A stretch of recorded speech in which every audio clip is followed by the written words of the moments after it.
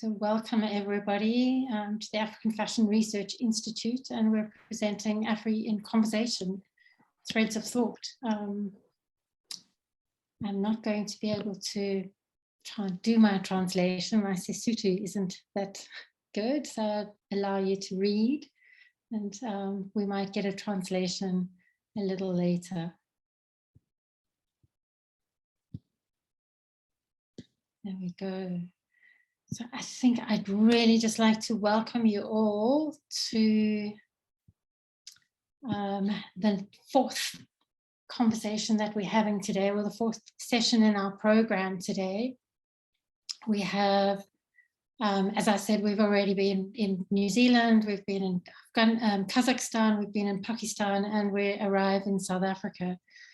So we've prepared a kind of dialogue between four of us, four South African artists, creative collective that have a relationship and built a relationship over time. So I think what's really important is to think about, like, how do we connect with one another? How have we connected with one another, and how do we connect with one another? So I think I'd like to introduce Lesiba, Mabitsela, King Debs, and Scott Williams, who'll be joining us. Yay! Hello, hello. And as an introduction, I'm going to start and just open the floor just with a kind of like, how did I meet Lesiba, as a kind of stage, setting the kind of scenario of how we all come to work together. So it was in 2018, so it's 4 years ago. It was in 2018, we were at a panel discussion. I was invited to speak at a panel discussion, and I spoke first, and there were 3 other speakers, and Lesiba spoke last on that panel discussion. And I do remember sitting there thinking, I need to continue this conversation with Lesiba. This is our sort of conceptual overlap was incredibly strong, and thinking about African fashion and South African fashion practices. So the panel discussion ended, but the conversation with Lesiba didn't end. So I continued the conversation with Lesiba. I was doing my PhD and Lesiba was doing his master's. And then for a year, we ended up working at Museum Africa, at the Zeitz Museum of Contemporary African Art in the Fashion Department. And when that ended, we founded the African Fashion Research Institute. And so, you know, the kinds of sort of grappling with, like, placemaking, meaning making through fashion, thinking critically through fashion is just really important. And that's sort of where I met Lesiba. And in that journey, I've also met Debs and Scott, but I think I'm going to allow Lesiba to take us to the next stage of the journey when Lesiba met Debs, and then we'll kind of weave back. Welcome, Lesiba.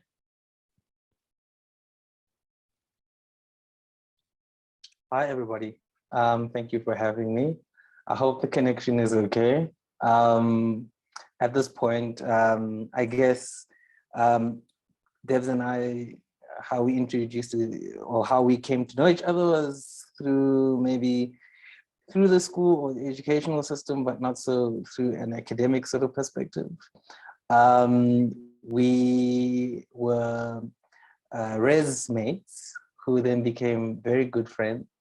And I think in 2010 or 11, we decided to go to Cape Town. I was going to say elope, but it's not quite the word. So we ended up going to Cape Town, and we stayed together in Cape Town until I had to subsequently leave towards the latter parts of 2017. Yeah, and we've kind of just been good friends, but also people who have, I would say, respected each other as creatives, in terms of what we're trying to do with creativity, where we're trying to go with creativity. And I said this quite you'll hear it in the video, is being creatives that are, trying to escape the mediocre, that which is kind of seen within, the commercial elements of creativity or creative production. And I think that's what has kept us going and what has kept us, very selective in terms of how we collaborate. And I guess this is where we're going to speak about our work today. So yes, that's how I met Debs. Thanks, Lesiba. I'm going to pass it over to Debs, and how you then ended up meeting Scott.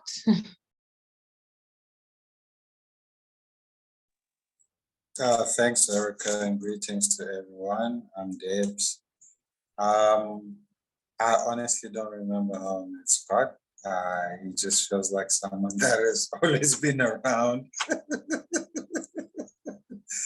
But I believe I was, I think one of my earliest memories, I guess, was like an exhibition we were part of in Woodstock, but I think it was, I don't know.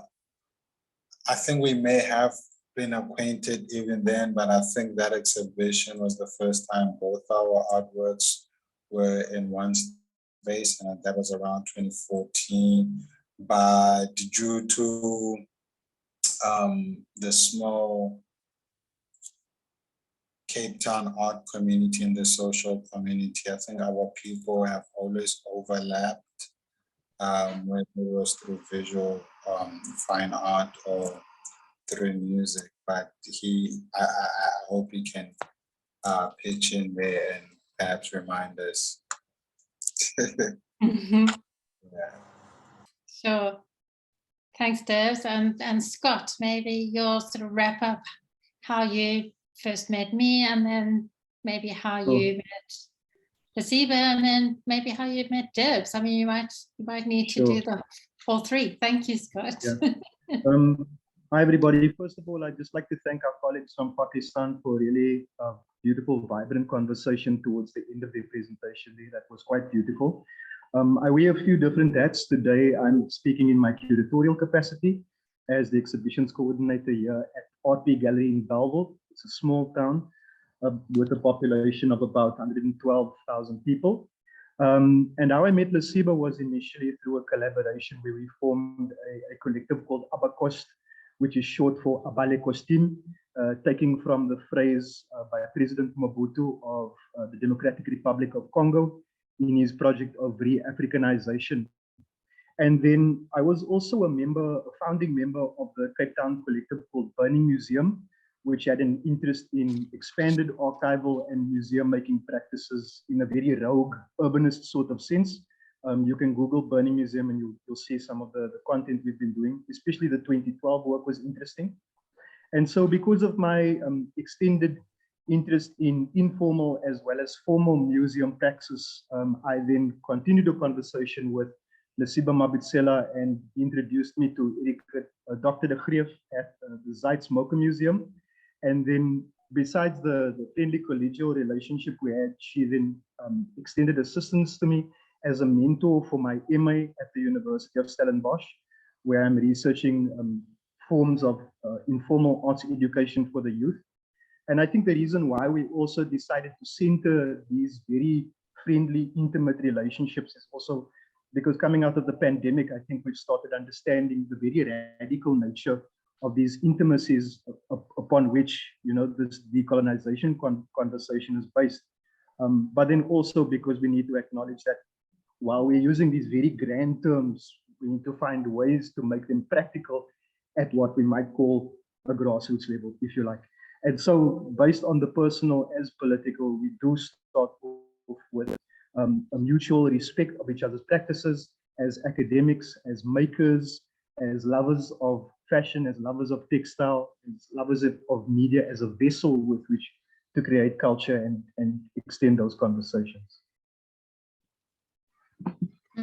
Thank you so much, Scott. And it's just such a rich place to kind of start with. And And I think sort of drawing on the idea of fashion as a kind of means that weaves our work together. I mean, I did start as a maker, but then sort of moving into being a lecturer and then moving into being the kind of curatorial role and writing, so the kind of diverse practices.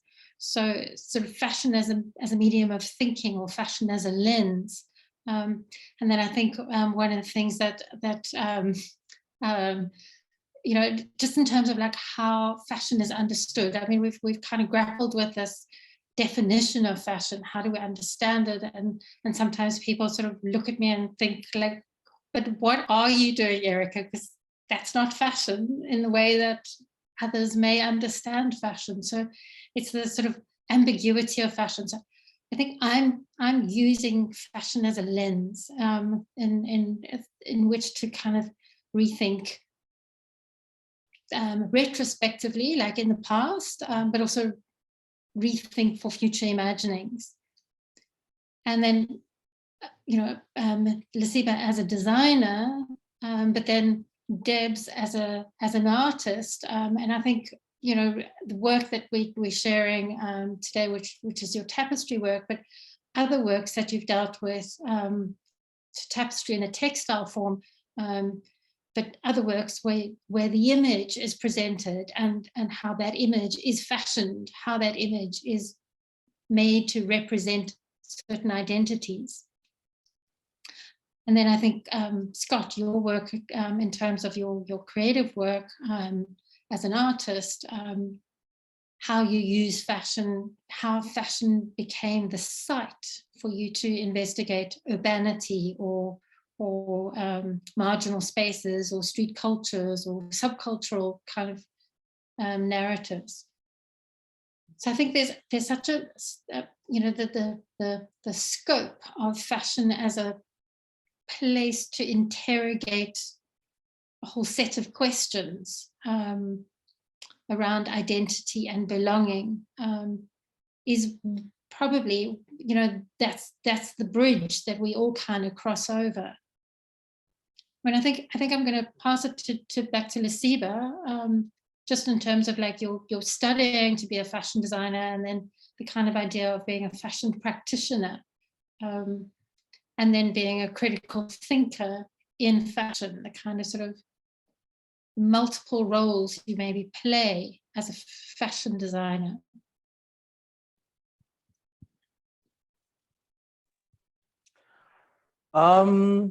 Yeah, I think I've always been really interested in this idea of, I don't know, it kind of goes against this idea of decoloniality, but maybe when I was a young designer, this idea of the modern idea of an African fashion, I just maybe realized at the time I didn't really have the language to speak about what I'm looking for within fashion. And that probably took me on a journey, you know, understanding the idea of drape or drapery, which was a fascination of mine when I started at TUT as a fashion student.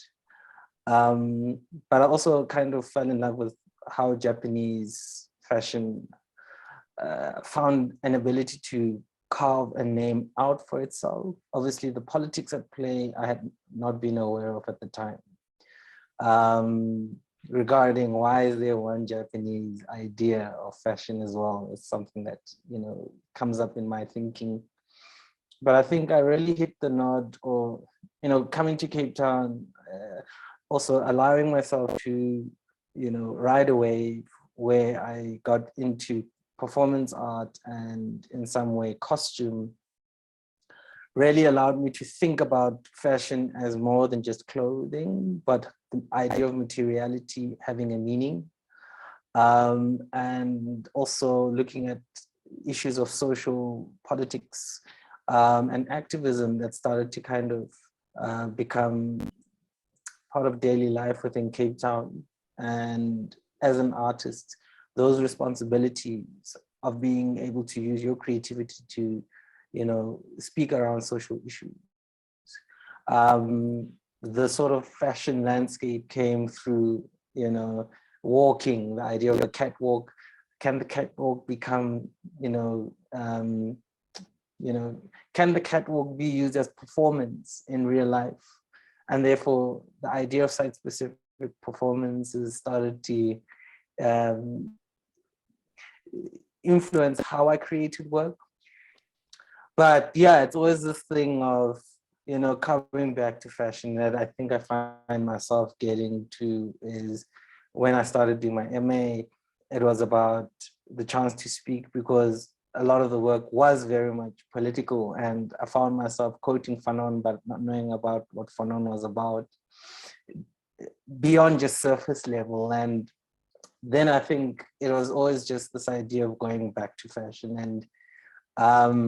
And this is the line that I've kind of found myself, is that, I'm not fully an artist, I'm not fully a performance artist. In actual fact, I feel more, I'm more critical of myself as a performance artist. But what I do feel very strongly about is concept. I'm very good at concepts. Or at least I feel I'm good at concepts. And I think that's something I try and bring into fashion, this idea of can fashion and concept, especially within the African context, live together. And I guess the latest project that I did with Debs around Botu was a really, it was a moment that hit home for me, because it made me think around fashion as a design principle away. Now again, it's evolving away from predominantly decoloniality, but the idea that decoloniality can be a foundation towards finding a uniquely African concept or ideology that you can apply to design. So Boto is the one that we're talking about. And it's, the more famous word or meaning or interpretation of Boto is Ubuntu, which is an Nguni sort of interpretation of what we think is, the ability to have respect for another, or to treat one with utmost humility. Can you bring that through into a design sensibility that speaks about Africa? Because I was speaking to people yesterday around the idea of Botu, and I almost felt like Botu, there's a word for Botu in every African sort of society, and whether we can create from that connective tissue, as I like to use. But yeah, that's, I guess, where I've kind of been working on this idea of now fashion being more of a spiritual journey, because it's how do we create clothes that speak to, the spirit in many ways, how food does, in that, food here in this society, or rather in this Black society, when I say it like that, it tastes the same if I went to Amsterdam, for instance.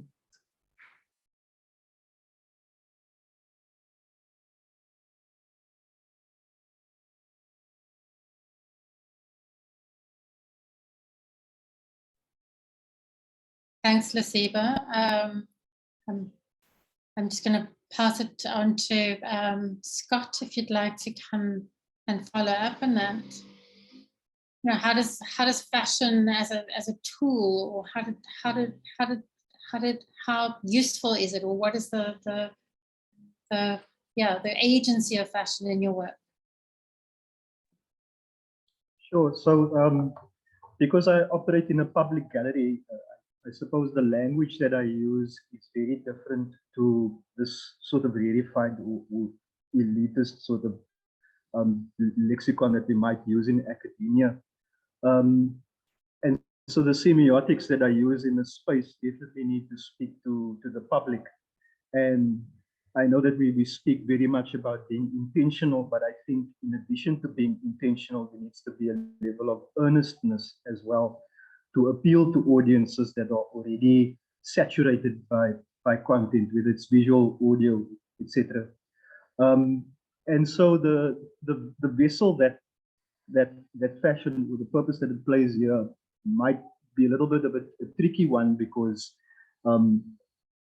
essentially the textile as a medium is something that's usually associated with utility when a general member of the public, attends the institutions. And so there's a huge education sort of component that needs to happen. And so while Lesiba references Fanon, I think what became critical to my practice was leaning perhaps a little bit more on Freire, and perhaps coming to understand how those dialogical relationships could occur where we allow the public to speak back into the space and what their relationship to fashion is. And so going back, I mentioned that I wear many different hats, and for about a decade, I was photographing grassroots hip hop events, where events were made free in public, in the neighborhoods, in what might be considered ghettos, in violent areas, where the practitioners who would usually perform in theater venues, would perform in clubs, would bring back the media to the public, extending long extension cables from their homes into public parks to connect turntables, to connect speakers, and give free events in those parks. And so as an extension, then I thought about ubiquity and which semiotics are most easily accessible to people. And so that's essentially how I would use fashion or textile in my craft. And so shoelaces feature very, very big in my making craft. But then again, also in the curatorial sense, what I tried to do in this space is to reposition a space which was used very much to just showcase stock, as a space for knowledge production. And what that meant is a recentering of voices. And so that would mean a very diverse sort of exhibiting cohort that thinks deeply about their sense making, through their crafting, and then whether the public then sees themselves reflected back into the space. And so what you'll see, for instance, behind me is a canvas by Abungile Sizumo, for instance, which makes use of leather and references land and leather as a byproduct of bovine culture is also something that's quite inextricable from African culture. And so hopefully through the introduction of new and different narrative into these sorts of spaces, there's then an opportunity for fashion to serve as a mode of understanding for general public. I don't know if I've answered your question, or if there's anything more you need me to say. Yeah, no, that's fantastic. It's it's a mode, serves as a kind of mode for bringing in multiple voices, or bringing in different kinds of voices. And then, we might come to the shoelaces a little bit later, because just dropped it in there, and it's such an interesting space to talk. And we're going to try sharing the film just now, because we did have a conversation in that gallery space, and we have created a film. But I think I'm just going to, just before we do that, I'm gonna ask Debs the question about fashion as well, and particularly how it also relates to the question of language, identity, like those choices that you're making when you create some of the works in terms of culture and language of fashion. I think my experience with fashion, I guess, is from a digital point of view. Although, me and Lesiba have always had, different discussions of how he sees fashion and how he sees me in fashion.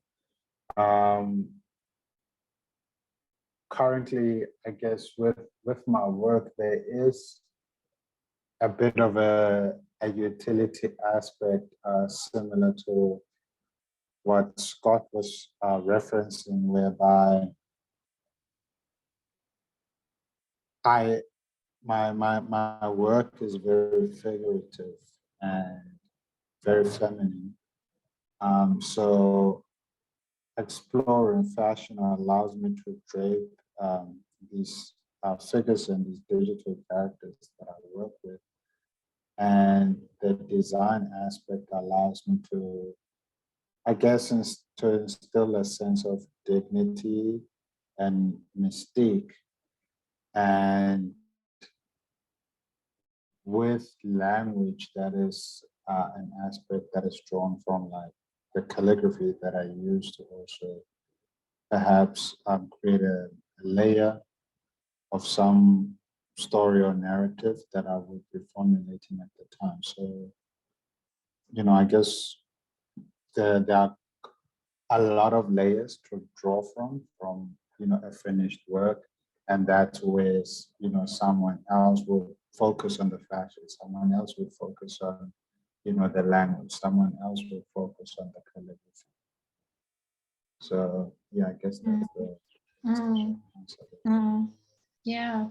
I mean, it's just what you're kind of pointing to is that as a creative, you're making design decisions. You're kind of making choices to fashion or to dress digital characters in particular kinds of ways, and it's those choices that you're making that I think is really intriguing. That you use the word dignity, and it's such an important. Principle that underpins the work of reclaiming dignity, the work of supporting that visually, and I think it is something that's really, really important, and I think shared with all of us.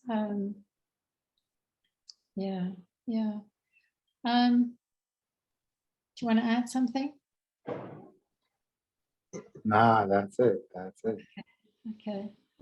So Lesiba, I'm gonna see.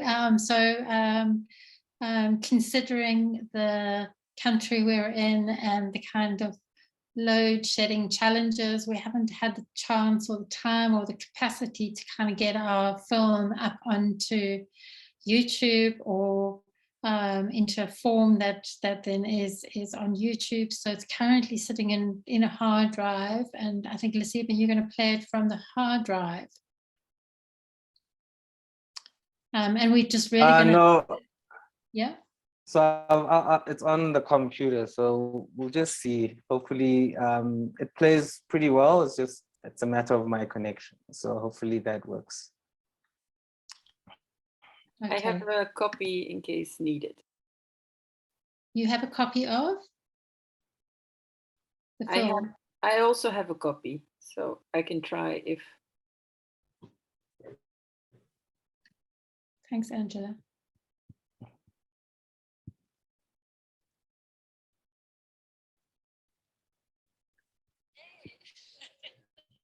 That's so great. I mean, I think what's so important about the coming together here today is like how we meet, how your world, my world intersect. Right. And so I'm really coming from like fashion and like research around fashion.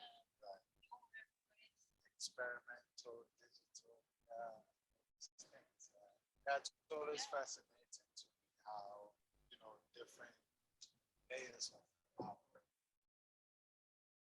speaks to fashion, because it's almost like subconscious. Yo, Mr. Scott, I'm good. How are you, brother? Yeah, good to see you.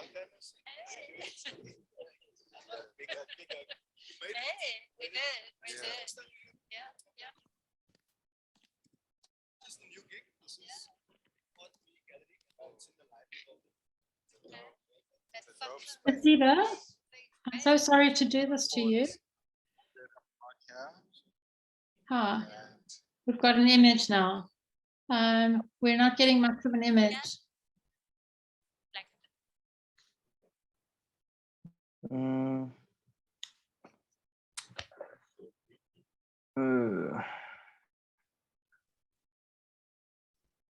Okay, so you're not seeing anything, in other words. Well, it's now just a very small section of it. And Angela's not getting any images. I'm not sure if anybody else was getting images. I'm seeing an image, but there's a lot of lag. Yes, Yeah, I'm seeing an image, I was but seeing a white image, but now it's. I wonder if I did this, if I shared my screen in its Okay. entirety, does it still not? Hold on. Have you, are you screen sharing? Yes, I am screen Okay. sharing. And are you did you go to the advanced button? So stop screen Which sharing. advanced? Okay, stop screen sharing. You've got the video on your desk. Then when you press screen share, there are 3 little options that open at the top. Okay. And one says basic and one says advanced. Okay, so I'm sharing video. Yeah, advanced video, and then you need to select the video, I think. If it's on your desk.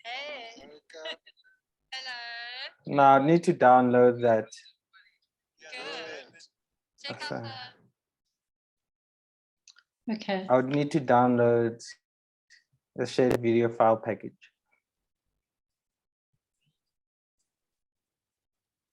Scott, this is amazing. It's such a incredible.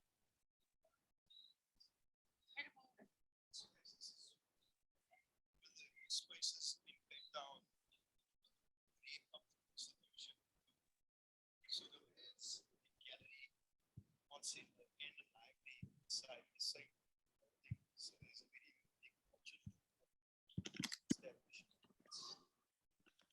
I mean, the architecture is really interesting because it's 60s. And it's kind of like mix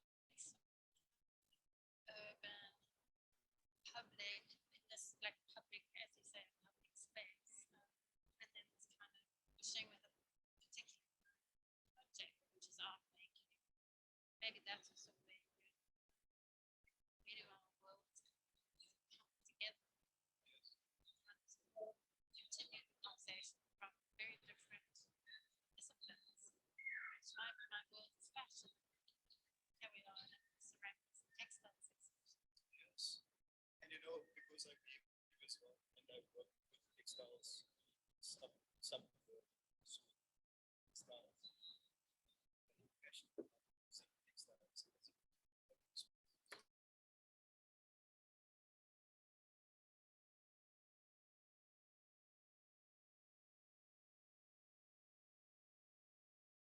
I do think we're losing a little bit of the sound and the kind of flow. So I think it kind of gives you a context of where this exhibition is. It's a public library as Scott says, in Belleville, which is based outside of Cape Town. So it's about a 40-minute drive from the city centre of Cape Town.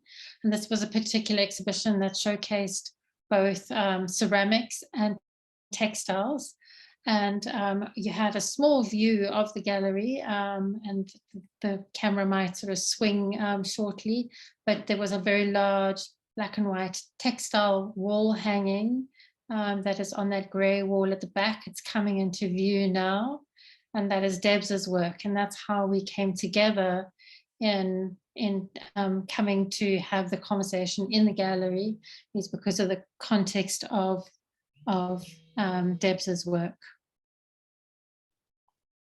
And now Scott is in the gallery himself, so he can actually sort of take you right there to the gallery. I think, Lesiba, I think we should press pause for a bit, and maybe that will help load the video up a little bit further, because we're not getting sound from the video. And maybe stop sharing for a little bit.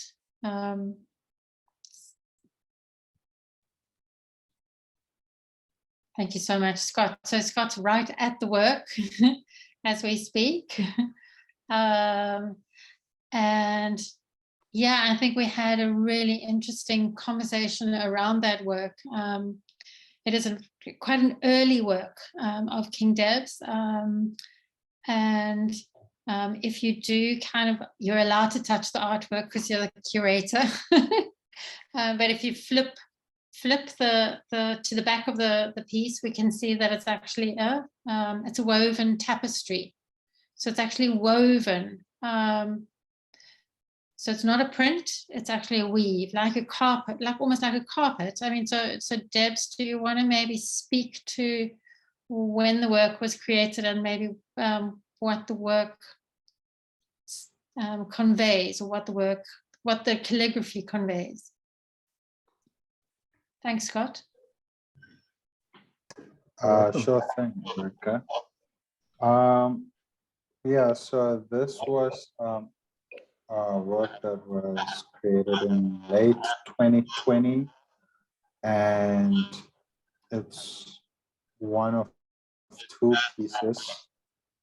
And what you see on it is my calligraphy, and on the reverse, it's the negative where the black is white and white is black.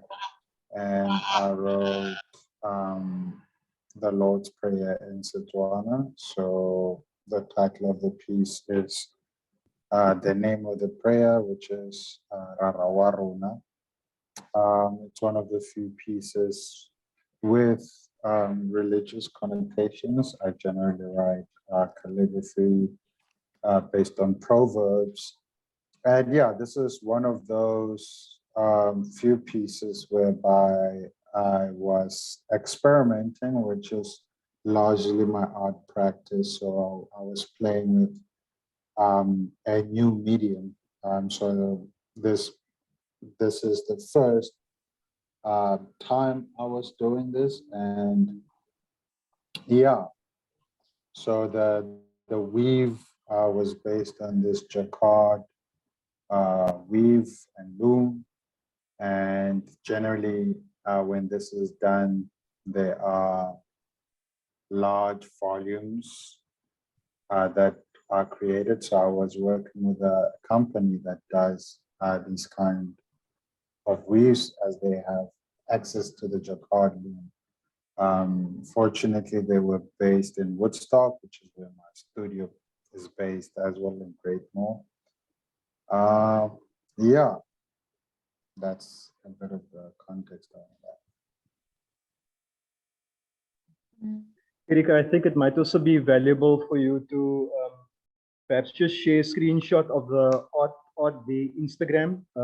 The image of Debs's work is on that Instagram account. It's maybe our second last post. But in the meantime, I'll perhaps just talk to Debs. We'll go through what we discussed on the video. So Debs, I think it was a unique opportunity for me to present your work in this space, because Bellville is considered to be colloquially behind the Boerewors curtain. So in South Africa, Boerewors is a common meat dish, which is usually barbecued. But the idea of the curtain is that it's behind this hidden veil of perhaps an Afrikaner identity, which is quite contrary to Bellville's current identity, because it's become very Afropolitan with a large migrant community, an African migrant community, as well as some Indian community as well. So when one walks through Bellville, one would see Ethiopian script in the Amharic language. And so there's definitely a reference to some of that in this work visually. Perhaps you could just talk about the origin of this the script language that you're using over here, Debs. All right. Can you see me? Can you hear me? Because I see myself frozen. Can you hear me? Yeah. Okay. Is my video on? Yes. Can you see me? Yeah. Yeah. Oh, wow. Okay, I can't see myself. Okay, cool. I'll just speak on the origin of the calligraphy. So this was based on, I developed an alphabet from A to Z.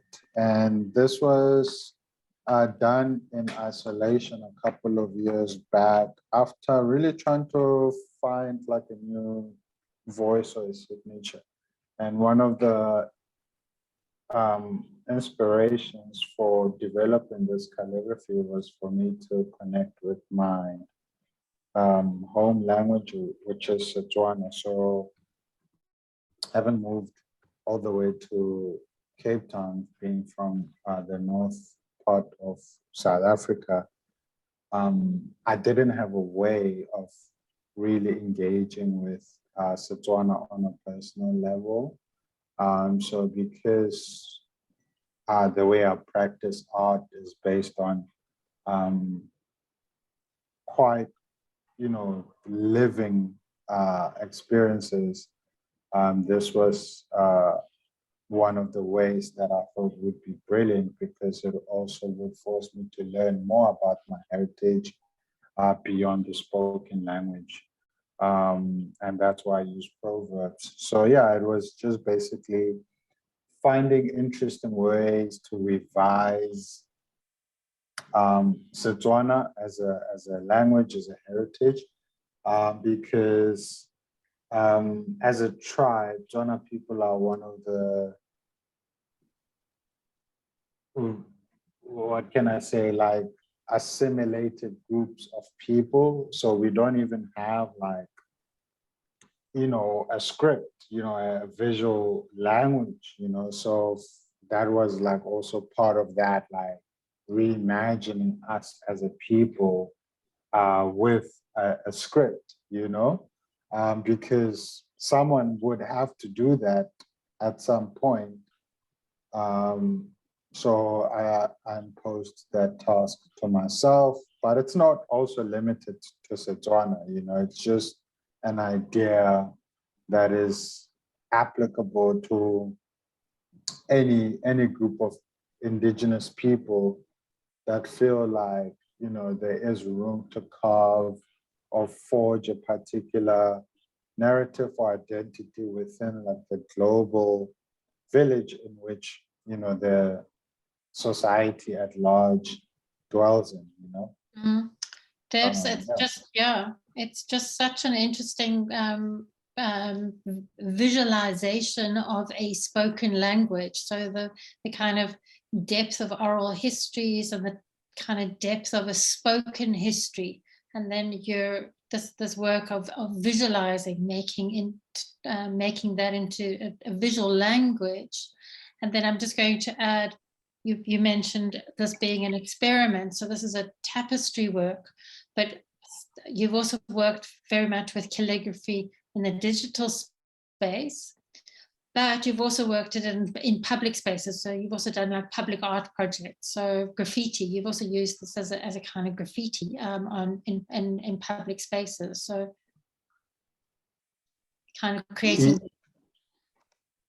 Yeah. So what I meant was the weave was the experiment, but the calligraphy is the constant. The language is the constant. So it's about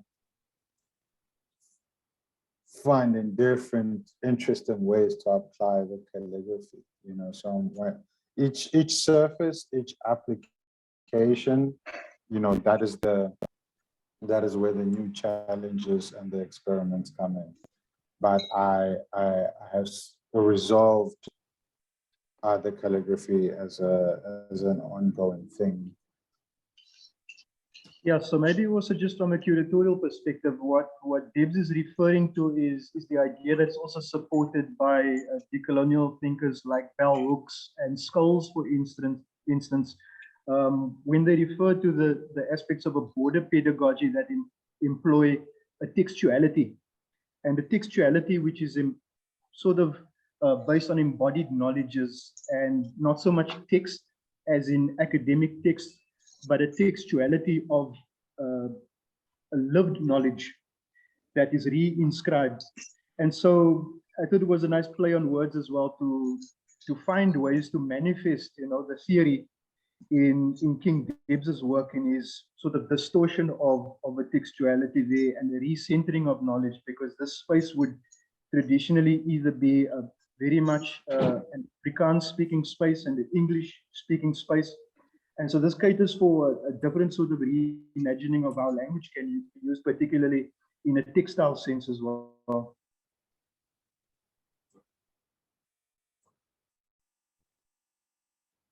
Yeah, I mean, I think that's really, really interesting, Scott, the kind of sort of power of that material object in the gallery, and how it welcomes other kinds of engagement, that its materiality, and that's also its scale, but also its materiality, and then in terms of language, its intention. So I think, Debs, you spoke about it, you know, that it's in Sesotho, but it's so often not that one completely understands the full text, but one can lean into texts that are sort of speaking to a broader African history. So it's that intention, you know, the reception that you get with the work. Yeah, so, you know, in terms of it being, you know, a particular language, and, you know, some people maybe not understanding the language is something that is almost not the core of it, you know, like you're saying. The way I look at it, it's more about a certain like subconscious resonance, you know, it's about a feeling that the work invokes that would draw a curious mind to ask maybe particular questions or draw certain references, you know. So as much as it's, you know, embedded or anchored in, you know, a language, it's also not limited to understanding. Thanks so much. Yeah, I'm just thinking, you know, the role of entering into public spaces, entering into libraries with alternative narratives, or entering into public spaces with alternative pedagogies or even alternative identities, is the kind of decolonial work that I think we already spoke about and saw this morning in New Zealand, where they also occupied a library with different kinds of bodies, different kinds of making, different kinds of knowledges. So the kind of way in which knowledges and making are kind of intertwined with culture and culture and what we bring with us. Scott, I'm just wondering if you would maybe stop sharing, because I'm thinking maybe to kind of move. No, it's okay. Maybe to move to Lesiba. I mean, I'm sort of thinking about the more recent work that you've been doing, Lesiba, which is in a similar kind of way, looking at like how Black bodies in popular culture or in street culture have been erased. How that erasure is almost like so enormous, and why the work to like bring it back, why the work to bring it back into public space, why the work to bring it back into a conversation. So I'm sort of thinking of maybe your recent film, if you want to talk about, or your recent project, if you want to talk about that, the kind of references to erased histories of punk in South Africa. Everyone, before Lesiba carries on, I'm going to excuse myself. I need to attend to other work, but thank you for this platform. Thank you for the conversation, and I'll catch up with you guys later. Awesome. Okay. Thank you, Debs. Bye. Bye. Sorry, that's just an aside, because he is actually calling in from work. So he's just sort of carved out a little bit of time from work. But thank you, Debs. I think Lesiba, you'll be able to should be able to share now. And Dorian, maybe to mute.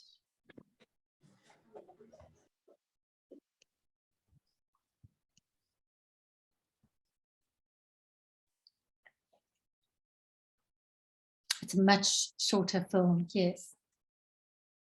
Yeah, no, I thought maybe,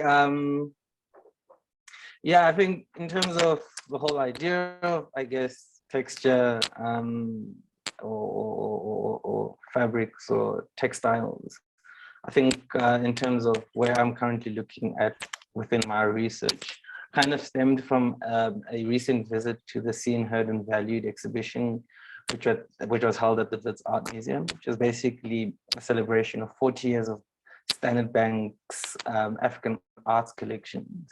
And I think this image kind of encapsulates a lot of what was wrong and a lot of what I was trying to think around African fashion, or rather fashion before coloniality or colonialism of the African continent. The idea that some artifacts, or rather that we speak of African clothing as artifacts in the first place, but also that they are only kind of seen within spaces of ethnographic museums or as art collections.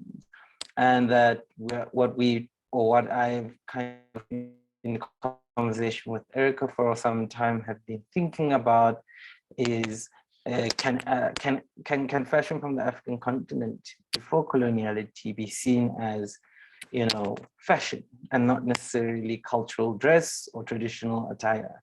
And so maybe these are some of the areas that I was kind of looking at, but also leaving there, I kind of felt that there were some sort of similarities between what my textbooks at in varsity would kind of see as punk aesthetics, and a lot of what, you know, from a sort of African perspective would be seen as, you know, cultural attire or so on, or fashion, for lack of a better term. And so this is where this idea of Beer Punk kind of stemmed from. It was kind of looking at fashion histories, looking at similarities in terms of aesthetic approaches to, you know, how we wear clothes and so on and so forth. And kind of juxtaposing it with our ideas of rock or punk aesthetics, such as the spiky hair, but there's also ideas of, you know, the mohawk that Sonny Rollins kind of pushed as an idea of punk aesthetics, but also obviously for him, it was more of to signify solidarity with the Mohican Indian people within North America. So as part of that sort of progression of the idea, I sought to look at some garments within the exhibition called, one of them being the Njeka, which is a garment which is heavily laden with safety pins. I don't quite have it on me here, but the idea was to kind of use that as a starting point for a fashion show, which I will show now, that we did in collaboration with the British Council. It was called the Beer Own Punk sort of festival, kind of, you know, to punk aesthetics within Johannesburg. And so basically it was a fashion show that we kind of launched in Johannesburg at Constitution Hill. Constitution Hill was basically site specific in that there's regularly Afro-punk festivals that have previously been shown there. I think they want to do a return to the space as well. And so we're looking at other forms of punk. So the meaning of punk, and specifically when you talk about the idea of materiality, is looking at how DIY is applied even after the event of colonialism. So even after the idea of dress is changed due to how colonialism, you know, basically extracted or erased the idea of African attire. And how, for instance, something like the safety pin can be reused or can be taken in and used to reinscribe this idea of culture, or in this case, Tsonga culture, in this very sort of you know, Eurocentric idea of dress. And this is where I was kind of coming from, troubling the notions of punk, and trying to understand what does mean, or what punk really does mean. Rather, when we see it in the context of Vivienne Westwood, it's kind of seen as punk, but when we see it from the perspective of an African sort of attire, it's kind of not seen as punk, rather it's given that sort of title of indigenous, et cetera, as we know. So I think that's basically where I was starting with this project, Erica, kind of looking at where punk overlaps in our understandings, or African understandings, and from Eurocentric sort of understanding of punk as well, but also kind of lending from what it is that we kind of accept as punk. So the confusion also comes into this interpretation of it, because when we think about leopard skin from a South African perspective, it's an idea of royalty, whereas in a Eurocentric perspective, it's kind of seen to speak to a generation or a part of European society that's kind of seen as degenerate, that's kind of seen as anti-establishment, and by all means anti-royalty, you would think as well. So the interpretations are really rather interesting. But also I think there's also research on other punk movements that have happened within the context of South Africa, especially during, the apartheid sort of regime, where punk kind of brought people together, as opposed to this idea of, which I had post-94, of punk being a particularly white experience. But in the 80s, punk was very much alive within the townships, and a lot of Black, whites, basically bringing together people from different sort of backgrounds. Yeah, thank you so much. I mean, it's maybe just really interesting. Is this video available for people to watch on YouTube? Sure, I'll share the link right now. Pop the link in there. Yeah, it's great, because you could actually talk us through it, and there's just there's really important kind of dialogue that's happening there, and I think you're sort of pointing to something that I think is really interesting, and it's sort of also something that I think that sort of undoing the coloniality of the way in which African fashion has been kind of reduced to indigenous type, and then kind of limited to a singular expression. So you mentioned Tsonga, and you mentioned, and Debs mentioned Sesotho, and Scott, I'm going to come back to you just now about the Afrikaans in Belleville. And the Sipitoria that we might even sort of go in, but can Tsonga be more than one thing? Can there be kind of more conservative Tsonga or more conservative Sesotho, and can there be more punk kind of expressions of culture? So somehow in Western fashion can be a whole range of things, and somehow the way in which indigeneity has kind of been inscribed in fashion at the margins is that it can only be one thing, and it cannot be disruptive, and it cannot be it has to be authentic. It has to be true to a singular story. So I think sort of bringing the legacies of a fashioning system, of a language and a cultural system into the now, into the way in which you dress, the way in which, I mean, I wore a Lesiba Mabitsela outfit to the opening of the exhibition, and how that changes the way in which one moves and the way in which one, I think so often tradition has been kind of frozen as something that isn't living. And what Debs was saying about, his artwork, it's living, it's now, it's, whether it's a tapestry or it's a digital media, digital artwork, or it's a graffiti, it's how do you bring it into the now? And I think you're grappling with that, with some of your work. Do you want to respond to that, or?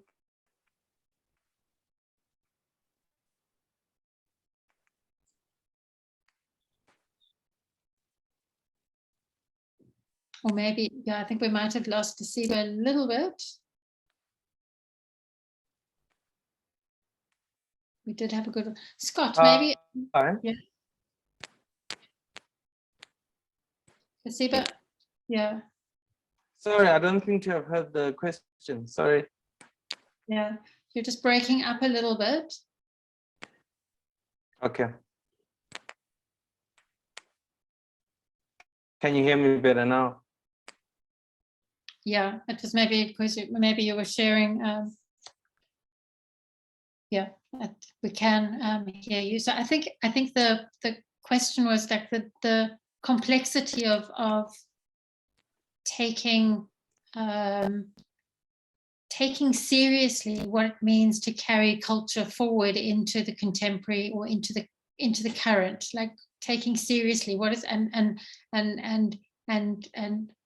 exploding the kind of myth of a singularity, like not everybody in the past, I mean, even the question in the museum, not everybody in the past belonged to a singular expression of that culture.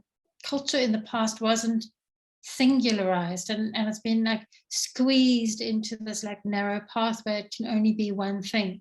But can we understand it more in a more complex way?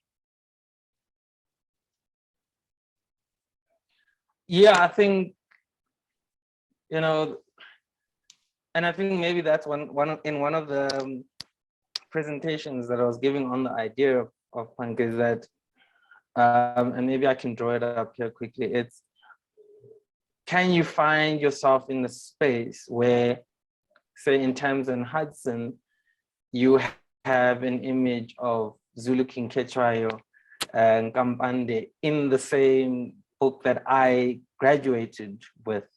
And that's from the Thames and Hudson's concise history of fashion.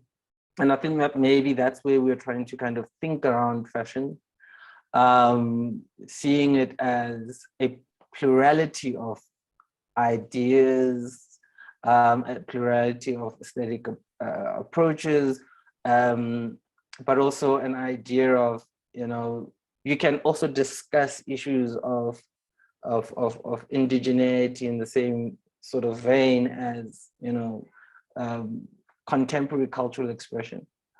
And this is all that we're trying to do, or this is exactly what I was trying to do with this work, was all this research, is how do we bring all these on one page? And I think this is for me, this is an image that kind of, tells the story very concisely in terms of what I'm trying to do.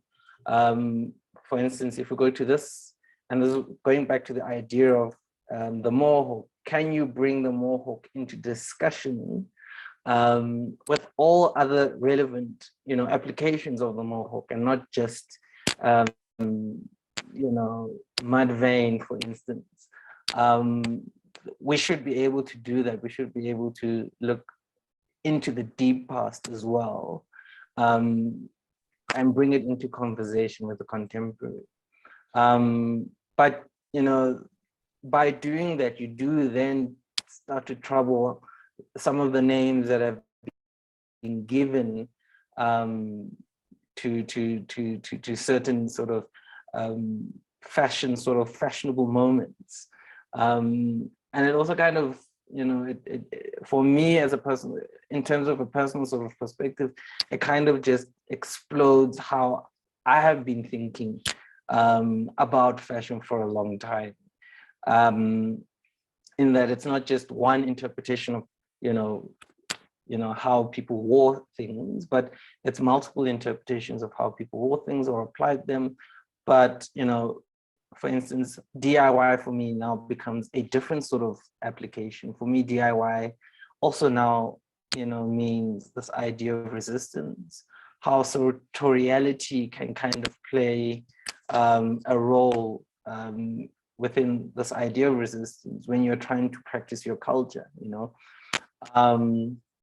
And how are we able to then write an archive about these instances where culture is fighting against another sea of oppression, or a sea of oppression, if I have to put it in that sort of way.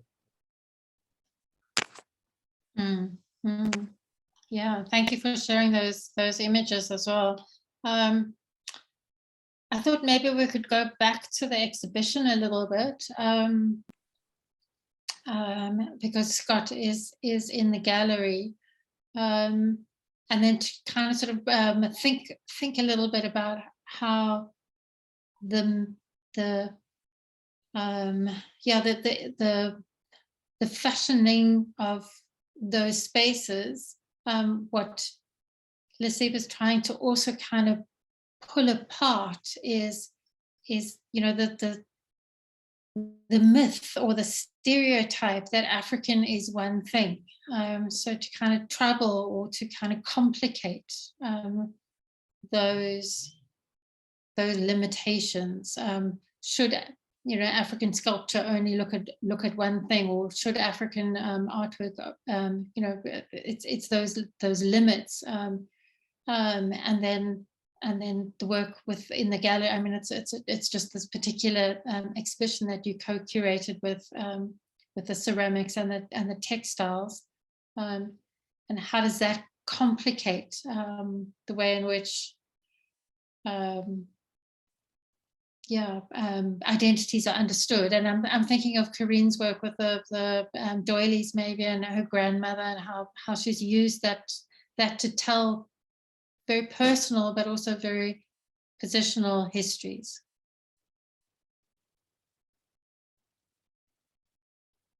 You're on mute. Should I speak? Yep.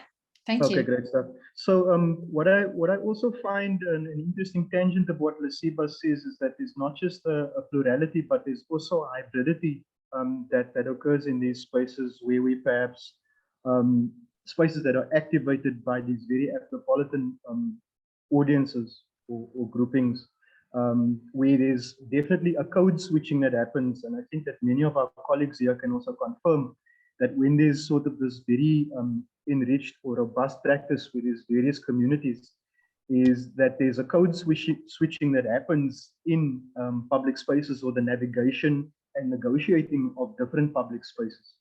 In a South African context, for instance, what would happen is that there's a rarefied Afrikaans, which is spoken in formal institutions, but then there's also a street Afrikaans, which is spoken by the more creolized populations.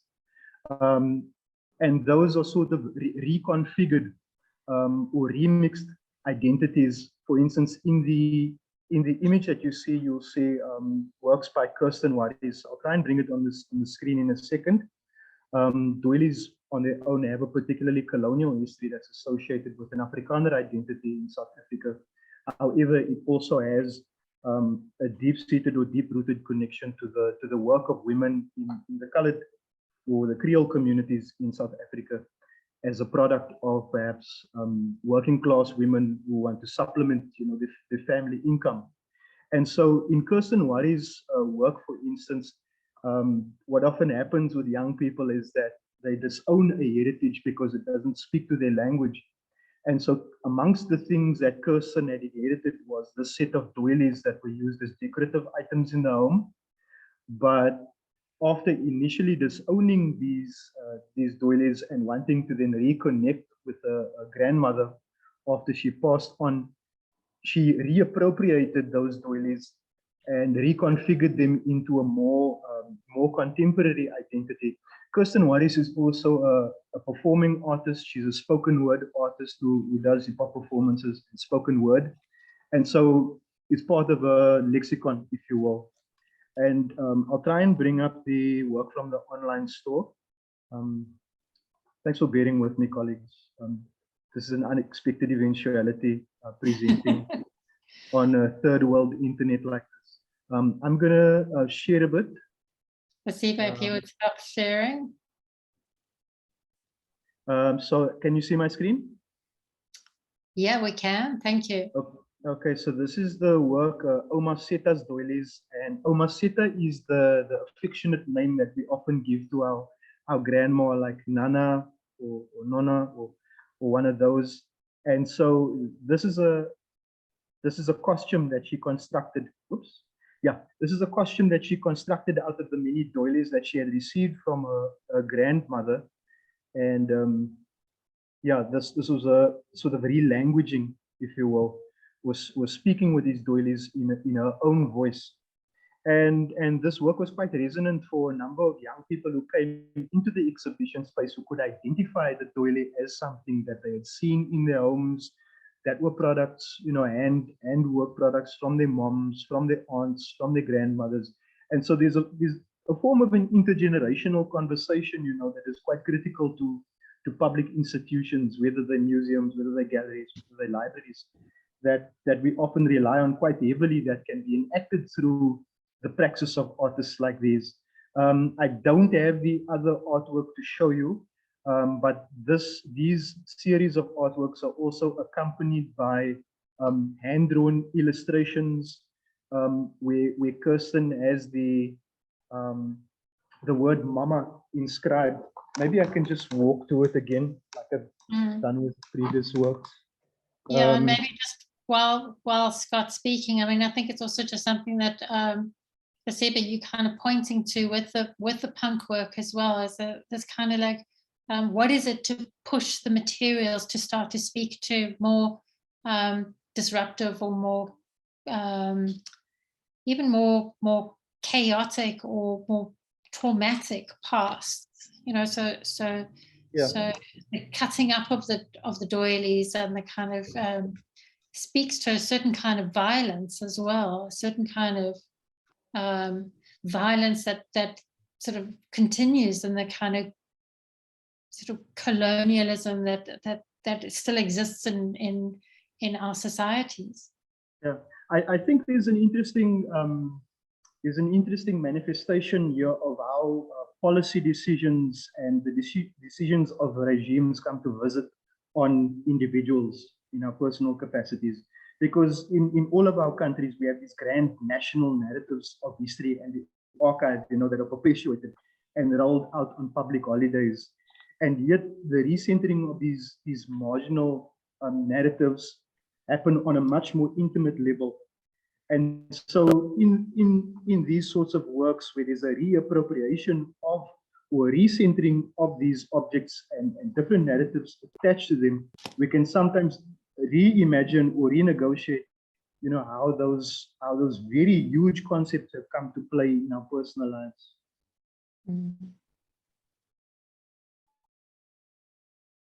Yeah.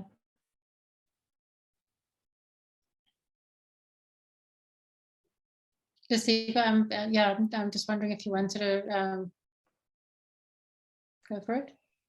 Yeah, I mean, maybe it's just referencing a little bit of the violence that you are speaking to. I guess a lot of my work does kind of, it finds a way of bringing fashion or other violence into discussion where fashion is concerned. So if I think in terms of the top of my head, I had a project called the Cutting Room Project. And a lot of my work kind of looked at, or rather that work looked at how the suit essentially is used as an object that kind of replaced what African men would have worn. And, you know, through its construction, acted as an object which oppressed the idea of African masculinities before colonialism. And so with the Cutting Room Project, what we did do is kind of look at Rex Trueform, which is a building in Cape Town that started to lay out the the idea of segregation built into architecture. And so the building in itself had basically it had a workforce of Black and brown ladies who would create suits for politicians, amongst many, who basically laid down legislation that, deemed, some parts of society as lesser than the others. We also had the Groups Areas Act of 1950 that kind of said that separated individuals in terms of where they lived. And so it's quite interesting when you talk about violence and how, the idea of suits can be central to this idea of violence as well. How this materiality could be central to this idea of violence. The acts of cutting, and not just cutting, but also the idea of construction. I've also thought about how the idea of what we cut away. So, a lot of the work that I do kind of looks into the idea of the Japanese idea of ma, and looks at the negative spaces within sort of, the body. And so the more we kind of favor a more body hugging figure, what are we cutting away essentially? And if we look at it from a spiritual level, what are we essentially cutting away from the male body? What are those sorts of, the original feelings of drapery? What have we kind of replaced that with, and for what reason? But along with that, there's this idea of masculinity that is, largely influenced by, violent acts of World War II, for instance, but also Victorian ideas of masculinity, and those ideas are then imposed onto the African continent. So, I mean, in that, one reference is one of them, but then one of the other works that I did do was with The Man with the Green Blanket, and was looking at how this symbol, this green blanket, was used to reference an individual who was essentially protesting for him amongst many other men, mine workers, were looking to protest for better wages, and yet they were, killed for doing that. In that instance, Glineni Mambush Noki was basically used as a symbol to kind of put into the minds of many that one should never forget the atrocities that did happen. And it's quite funny because our current president had a share in the mine that was at the center of this dispute. But I really find interesting how they singled out him, the man in the green blanket, as this icon. One, it was kind of used to, obviously in covert operations, to identify that is the leader. But secondly, it was, it became an image that kind of was used to either spray paint along many spaces in Cape Town with the hashtag Remember Marikana, but also, collectively not kind of forget or kind of keeps in our memories someone who did try and fight for, for a better sort of life.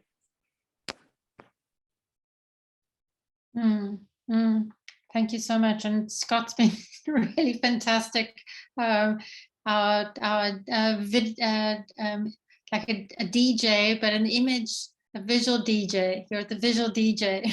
Thank you, Scott, so much for doing that. It's these are the kinds of embeddednesses of experience that I suppose creatives bring with them when working. It's the kind of livedness, it's the kind of hyper local kind of politics at play in terms of families, in terms of extended kind of relations.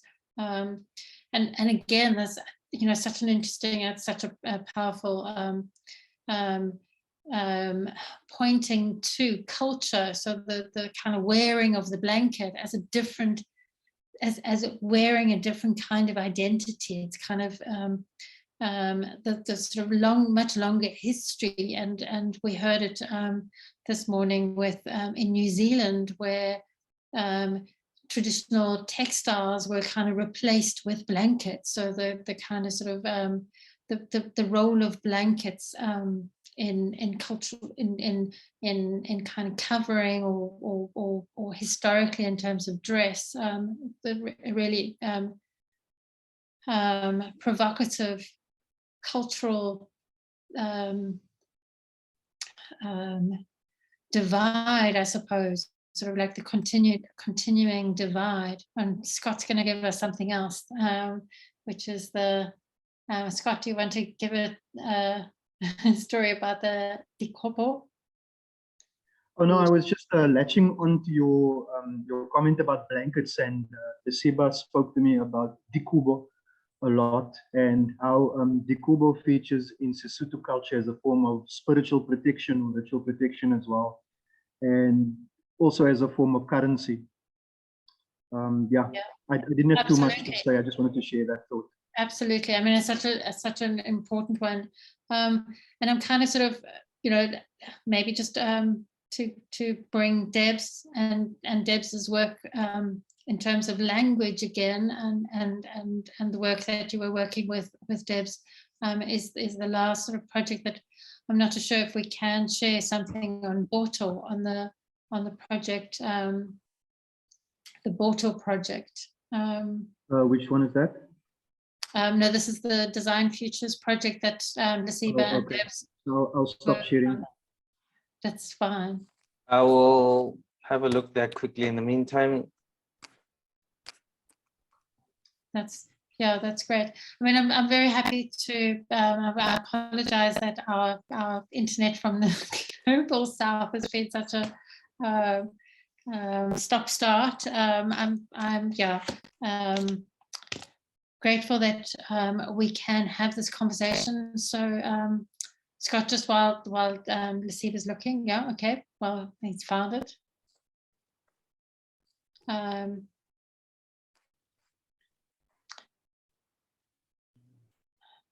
It's your website again, yeah. And there's, that we didn't even speak about that one that you and Scott worked on together. We have to come back to the shoelaces. Okay, just one moment.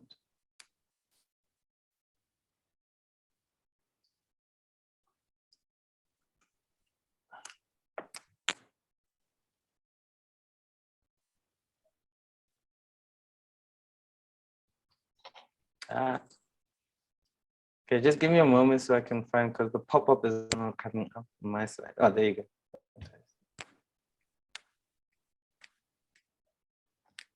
So again, coming back to language, but also coming back to underlying principles. So yeah, Lesiba, if you want to talk to this work. Yeah, so basically so Debs and I recently collaborated for the Electric South New Dimensions Lab. What's it, New Dimension? It was Digital Fashion residency. And basically what we did do, we talked about how would it be if we brought the digital and fashion together, right? But I think what was at the heart of our discussion was sustainability, but sustainability from the African context. So it wasn't about just looking at the UN sort of tick box sort of solution to sustainability, but the idea that I think really resonates with me more is Fanny Dolat's discussion before we actually had the residency. We had a few online sort of workshops with people or reputable designers and thinkers around sustainability and fashion. And we were talking about, or he mentioned how within the African context, the idea of throwing away garments or clothing is unimaginable, and that, you know, it kind of really stuck with me, because I know that in terms of where I stay, t-shirts end up becoming dried up, torn apart pieces of rags that we use to like wipe spillage, water, etc. We call it a scroplap basically, but it's basically a rag. So it'll be, before it even gets to the point where you think you want to throw it away, it'll be a rag that has been sitting at home for 10, 20 years, used to wipe up any spillage. So the idea of sustainability for us and by us was kind of the key sort of statement that we led with in creating Boto.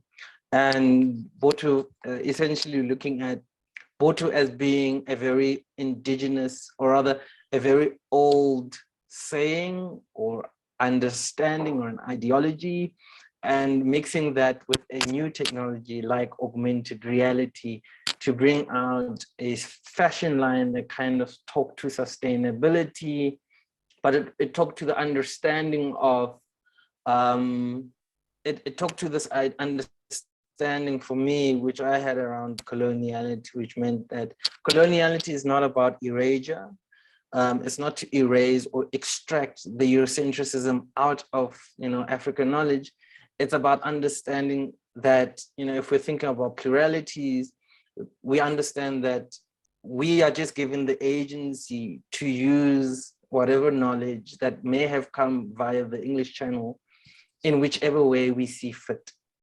And that means that we control the agency in how these kinds of items would have had or would have kind of manifested. So the idea is that you have this pattern system, which I've been using around Ma to kind of create a lot of drapery within my clothes.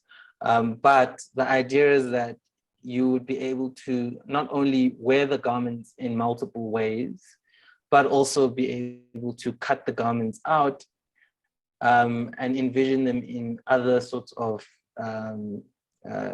types of garments or clothes. And that was this rethink, or rather thinking about reincarnation. How do you introduce reincarnation into creating sustainable solutions in fashion? So the idea is that there would be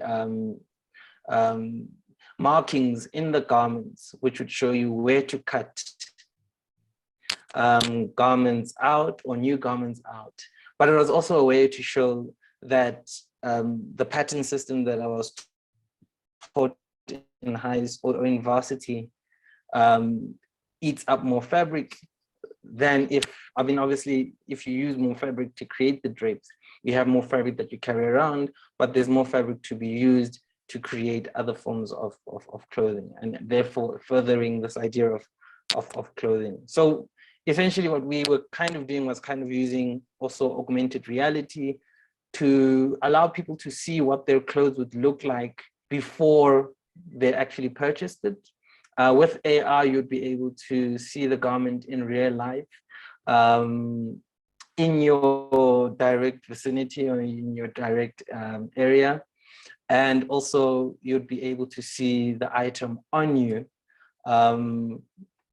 at a later sort of version of the program, where we would be able to use Snapchat technology to be able to superimpose the image on you. And therefore, what that does, it's one, it kind of cuts down on carbon emissions that are involved in, the purchase of fabrics, the creation of the garments, but also it cuts down on carbon emissions, I guess, fitting processes, but also it decreases waste in that you're not necessarily buying clothes that you maybe don't like once you actually get it from an online store and you feel like it doesn't fit you correctly. In many ways, it's how we were trying to bring this sort of old and new technologies together, but combining them all with the spirit or the principle of both. Thank you, fantastic, yeah. And then obviously the calligraphy on the garment that Debs so Debs has digitally rendered this onto the garment. It's a digital rendering. You didn't print the fabric first and then scan it in. No, so the idea was that you would be able to, as a client, be able to see the garment in your space, and then the idea is that we would get a crowdfunding sort of method of getting enough people to place their orders, and once the adequate amount of people who have placed their order is reached, then we would go into printing of the garments. Yeah, as well. And obviously, as Debs have mentioned, it's very much the idea that even through his calligraphy, there is a language being spoken and transferred through that process as well. Yeah, and that's such a powerful impact on that garment. This kind of sort of taking language into different spaces, and so yeah, taking the language into, you know, from the street into the exhibition, but then also into AR. I think it's a really important conversation that we haven't even really started to grapple with, is sort of like decolonizing the digital kind of space. Yeah. But thank you so much just for sharing that that project. So you can see there's all sorts of overlaps in terms of working together, and this particular meeting point where we met in the gallery kind of tapped into a whole set of other creative relationships that and collaborations that have been happening. So Lesiba, you've worked collaboratively with Debs, but you've also worked collaboratively with Scott, and so that was an image that we just saw there. But it was an exhibition that Scott, as a creative, as an artist himself, working with the medium of shoelaces. So just to kind of wrap us up and to kind of end us with a little bit of a story about those shoelace projects. And I'm wondering, Scott, if you're able to speak to those shoelace artworks. I mean, we think that a shoelace is a kind of innocent object, but it has the image that you see now. So yeah, Scott, I'm going to allow you to talk for a bit. Ask me questions if you want. Yeah, so this particular artwork was created on residency at a farm in Stellenbosch, where the workers of color obviously fulfill a purpose of menial labor. And then I work in a very site-specific manner. So I explored the farm, I walked around, and the landscape didn't really speak to me as much as it was beautiful. There were obviously implications around land ownership, the colonial history of Stellenbosch in particular, and the genocide around the indigenous or Khoi people, of whom most of the Creole people are descendants. And so the work was made sort of in conversation with the laborers and asking them about the experience of the space and how they navigated it. And the shapes and forms that you see in the faces there were pretty much taken from aerial views of the farm, and the delineations of the different borders. The conversations happened mainly between myself and the female farm workers. And so this was kind of an act of homage to them as well. They obviously recognized the shoelaces as a very familiar item. And yeah, that's essentially the basis for this work.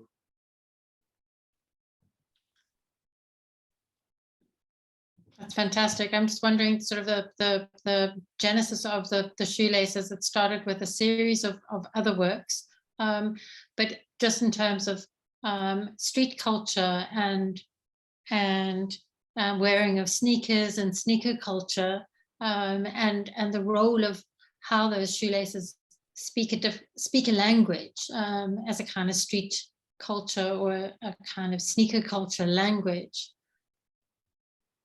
So Yeah, so this work in particular is called Code Switch and references the the switching between languages in between the different cultures that I've referred to earlier on, in a landscape where people speak a variety of languages, and then adding the languages that are introduced by the migrant communities as well. And so these particular shoelaces reference a 1980s experience of hip hop in a region that is called the Cape Flats, where people of color were removed forcibly and then resettled. And so throughout youth culture, there is a practice of weaving these shoelaces into intricate patterns into their shoes, and perhaps trying to outdo each other and seeing, who could weave the most intricate pattern. And so there's an aspect of a creation of livable spaces and very violent spaces on the South African landscape, which perhaps takes its cue from Rashad Shabaz's writings on the criminalization of spaces for people of color. So while Shabaz's writings refer very much to a particular region in the United States, there's definitely elements of how police have criminalized the livelihoods of people of color, and then how people of color, similar to the conversation that Lesiba has with punk and the Sapiers in Congo, Skotane culture, how people of color have then reconfigured these objects of culture to create livable spaces and navigable spaces for themselves.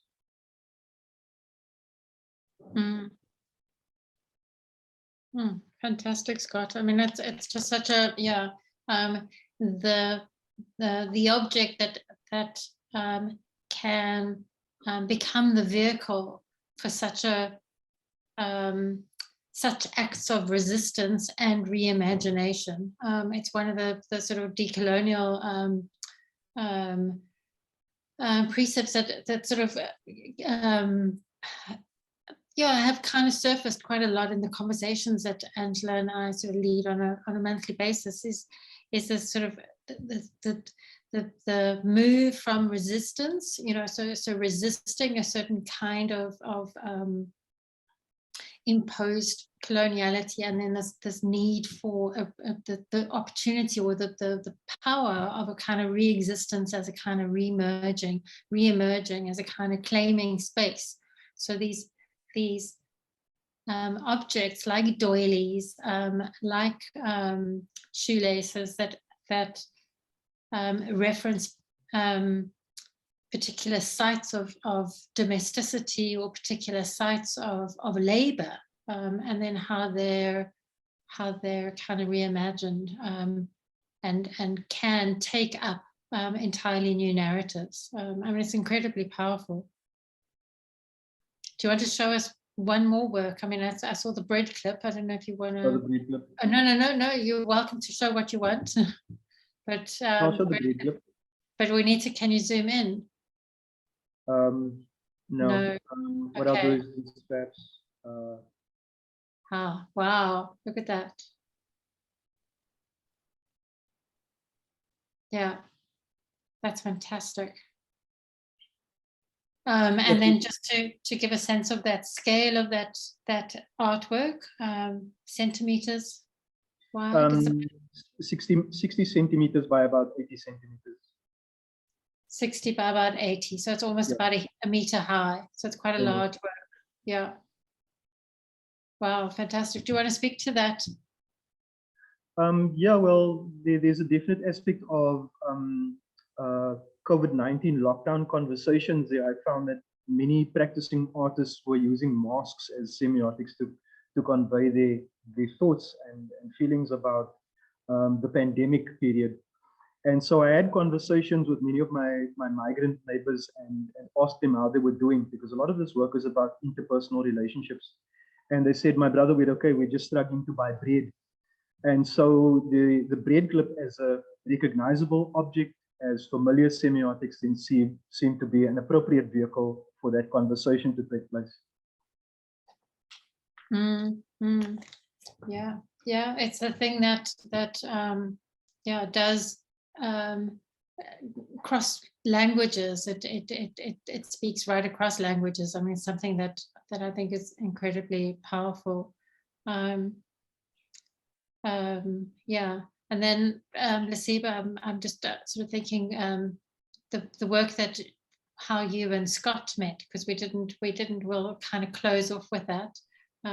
Maybe sort of how you and Scott met, and how that collaboration was the start of a number of collaborative projects.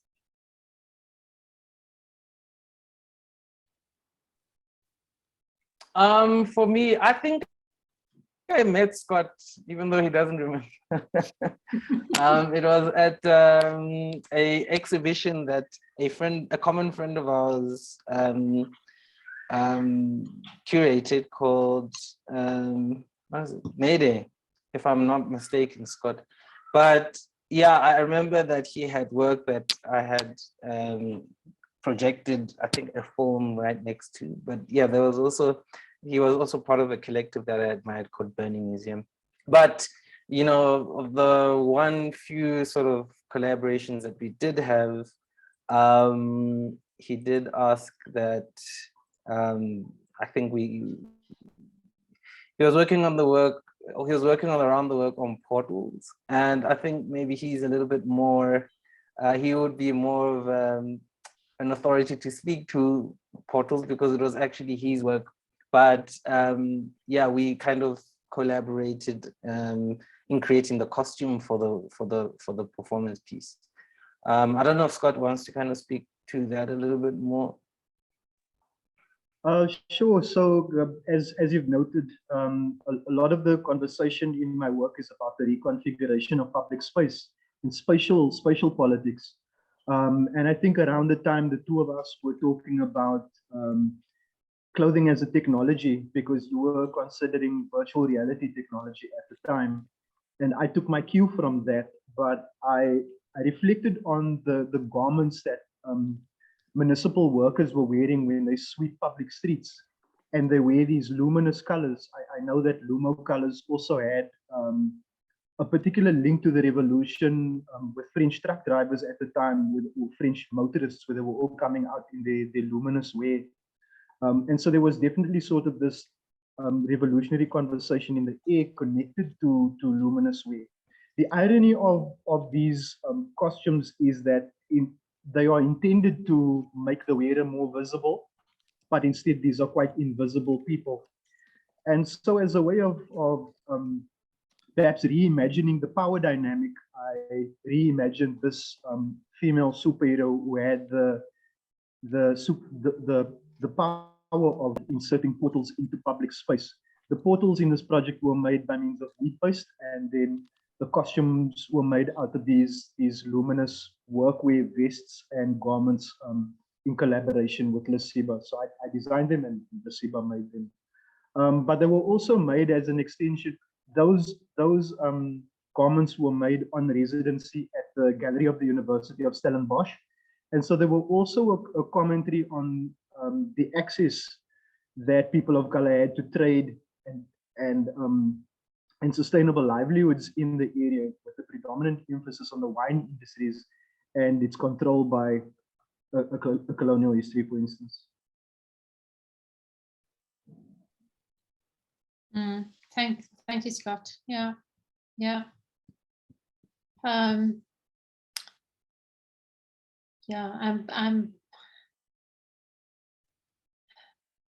just aware that there's so many layers to how we're speaking about the kind of overlaps of our work, but also the overlaps of our lived experiences. So, Lesiba, did you want to show that work? You're on mute, sorry. No, I thought just to kind of give a little bit more visual sort of context. Yeah, but there's not much to share in terms of other than just, yeah, I guess it's just more of the creation of the objects, and it's obviously we used fabric that was kind of used as, that was kind of referencing the overalls. So it was very much taking them out of context, and some of the wheat paste that Scott was talking about, which I also helped painstakingly remove. But then we kind of added that contextually with, or rather within this idea of performance. And obviously he did a lot of great work regarding the sort of background of the work as well. Scott, I don't know if you have any video that you want to share regarding the work. No, there's no video. That's fine. Okay. That's fine. I mean, I think it's just been such an insight into, you know, it's just a little microcosm of you know, a much broader creative force or creative energy that exists in South Africa in terms of reclaiming spaces, reclaiming histories, rewriting kind of narratives of public space in a site. I mean, Scott, you sort of said the farm was beautiful, but it's a legacy of colonialism that still inscribes that landscape so heavily. And so the kind of collective efforts. So what we've just given you is 3 kind of crossing over of creative paths and for my own creative path with you that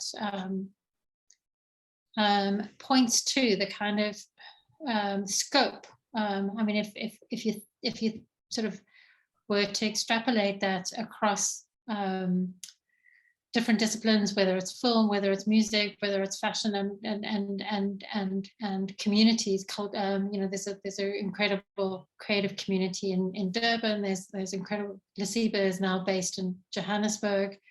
I'm based in Cape Town. Scott is based in the Greater Cape Town. Debs is also currently based in Cape Town. So the work that is being done by creatives to it's the praxis. I mean, Lesiba, I think it's that push to praxis. It's doing the work of making things visible, doing the work of occupying space, doing the work of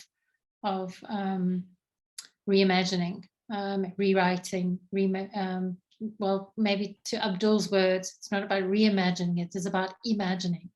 It is about claiming space. Do you know if you want to contribute to that? I mean, more so than anything, I think that's part of the punk situation was whether I pursue the research as a PhD sort of project or not. And I guess it's my thoughts regarding that was, you know, and I was speaking to another person about it the other day, is how much sort of action is lost due to, you know, the process of, you know, so rather to the academic process, in that, you know, how much of that work could influence society if it was made or has been done more so than it has been written about. And so I thought about how, you know, how interesting it would be if I actually just pursued the work in a way that it influenced on people's lives, than having to kind of just write about it. And I know there are plenty of PhD programs that allow you to do things aside from the writing process. So more so than anything, I just felt like we needed to find ways to be able to do more than thinking or writing. And I guess a lot of my thoughts come in sort of a self-reflection process of, you know, thinking about the difficulties that I may have experienced trying to achieve making that product, or, you know, the spaces where I found myself conflicted. And those are kind of unique sort of spaces, but it's also it forces me to engage in a way that maybe I didn't have to engage that much when I did do my master's. Maybe it's more of a reflection of the master's, but I think whilst it was good, I felt like it didn't quite, hit maybe the spaces where I felt like it could have, had I not been aligned with sort of a curriculum, deliverables, etc., etc. And I just felt like that's where a lot of the work could have been done.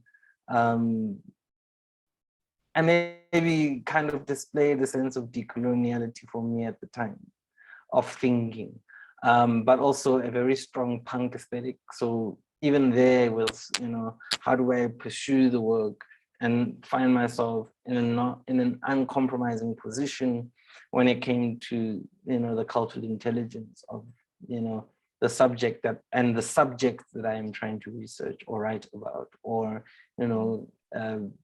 also just to practice the idea of fashion as well.